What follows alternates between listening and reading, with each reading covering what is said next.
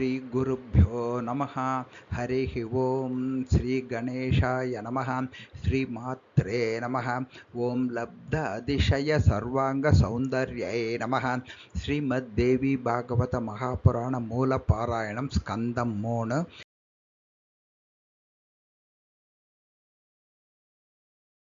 ओं नमः चण्डिकायै लोमशौवाच न वेदाध्ययनं किञ्चित् जानाति न जपं तथा ध्यानं न देवतानां च न चैवाराधनं तथा नासनं वेदविप्रोऽसौ प्राणायामं तथा पुनः प्रत्याहारं तु नो वेद भूतशुद्धिं च कारणं न मन्त्रकीलकं जाप्यं गायत्रीं च न वेद सः शौचं स्नानविधिं चैव तथा शमनकं पुनः प्राणाग्निहोत्रं नो वेद बलिदानं च चादित्यं न छन्द्यां समिदो होमं विवेद च तथा मुनिः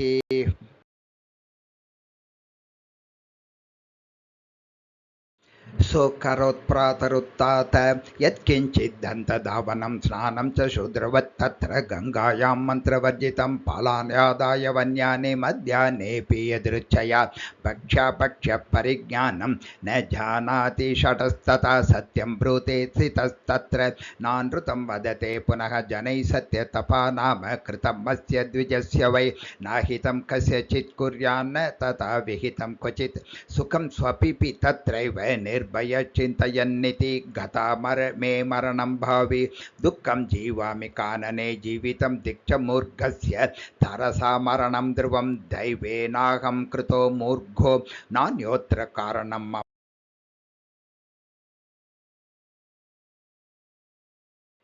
यथा वन्द्या सुरूपा च यथा वा निष्फलो द्रुमः अदुग्धदोहधेनुश्च तथाहं निष्फलकृतः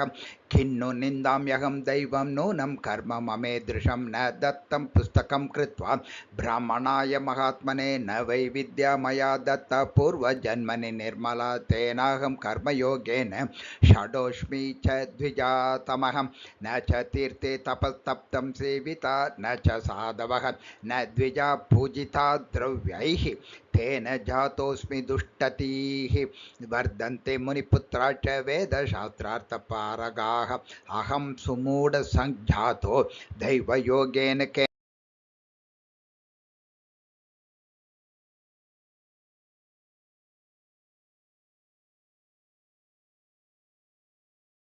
दैवमेव परं मन्ये दिक्पौरुषमनर्थकं वृताश्रमकृतं कार्यं दैवाद्भवति सर्वथा ब्रह्मा विष्णुश्च रुद्रश्च शक्राध्या किल देवताः कालस्य वशका सर्वे कालो हि दुरतिक्रमः एवं विधान्वितकांस्तु कुर्वाणो हर्निशं द्विजः स्थितस्तत्राश्रमे धीरे जाह्नव्याभावने स्थले विरक्तसतु सज्जातः स्थितस्तद्राश्रमे द्विजः कालातिवाहनं शान्तः शकारविजने वने एवं स्थितस्य तु वने विमलोदके वै वर्षाणि तत्र नवपञ्चगतानि कामं नाराधनं न च विजप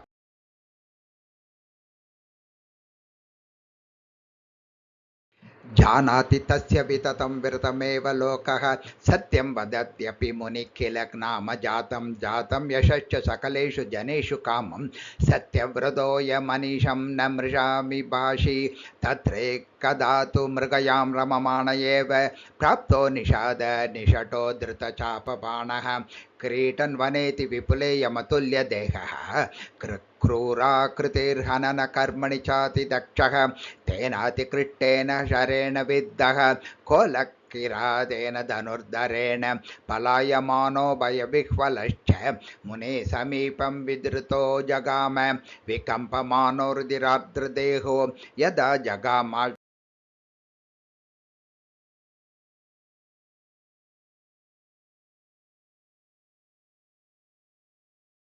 अग्रे व्रजन्तं रुधिरार्द्रदेहं धृत्वा मुनिसुकरमाशु विद्धं दयापि दिवेशादधिकम्पमानः सारस्वतं बीजमतोच्चचार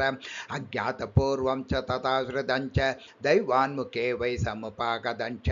न ज्ञातवान् बीजमसौ विमूढो मम शोके स मुनिर्महात्मा कोलप्रविश्याश्रममण्डलं तद् गतो निकुञ्जे प्रवीलिय गूढम् अप्राप्तमार्गे दृढनिर्विण्णचेताः प्रवेभमानशरपीडितत्वात् तत्क्षणादाकरणान्तकृष्टं चापं तदा नोद्दिकरालदेहः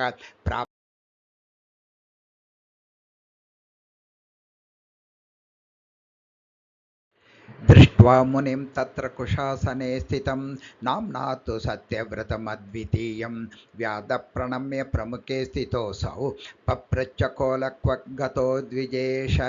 जानामि तेऽहं सुव्रतं प्रसिद्धं तेनाद्य पृच्छे मम बाणविद्धः क्षुधार्तितं मे सकलं कुटुम्बं विभर्तु कामः किल आगतोऽस्मि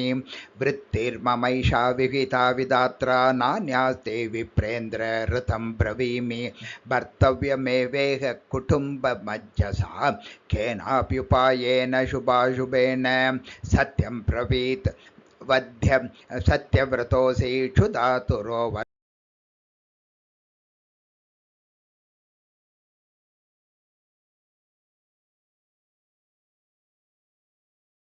तेनेति पृष्टः स मुनिर्महात्मा वितर्कमग्नप्रबभूव कामं सत्यव्रतं मेद्य भवेन्न भग्नं न दृष्ट इत्युच्चरितेन किं वै कथोऽत्र कोलशरविद्धदेहः कथं ब्रवीमि यद्य मृषा वा क्षुधार्तितोऽयं परिपृच्छतीव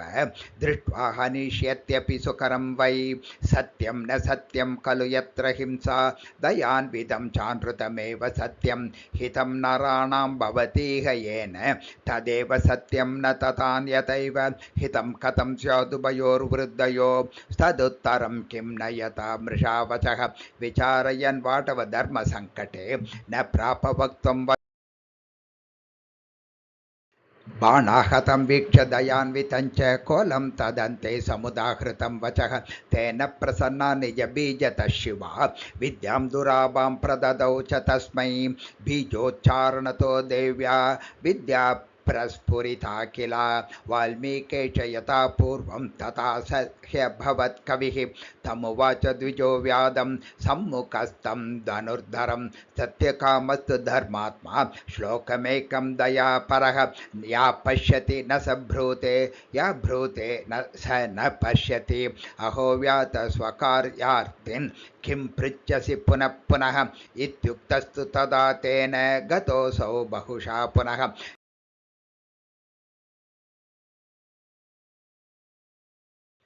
ब्राह्मणस्तु कविर्जातः प्राचेतस इवापरः प्रसिद्ध सर्वलोकेषु नाम्ना सत्यव्रतो द्विजः सारस्वतं ततो बीजं जजाप विधिपूर्वकं पण्डितश्चातिविख्यातो द्विजोऽसौ धरणीतले प्रतिपर्वसु गायन्ति ब्राह्मणा यद्यशुः सता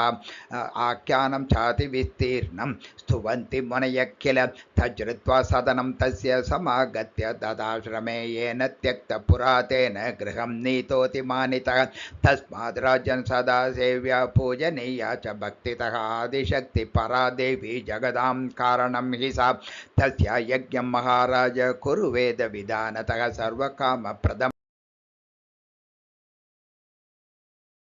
स्मृता संपूजिता भक्त्या ध्याता सोच्चारिता स्तुता ददाति वाञ्छितानार्तान् कामदा तेन कीर्त्यते अनुमानमिदं राजन् कर्तव्यं सर्वदा बुधैः दृष्ट्वा रोगयुतान् दीनान्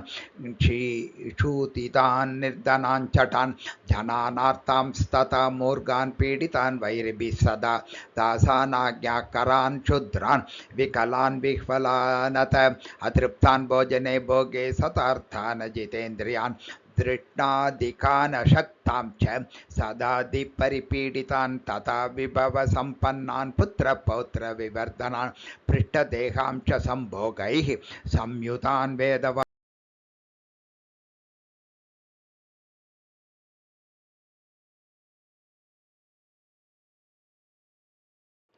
व्यतिरेकान्वयाभ्यां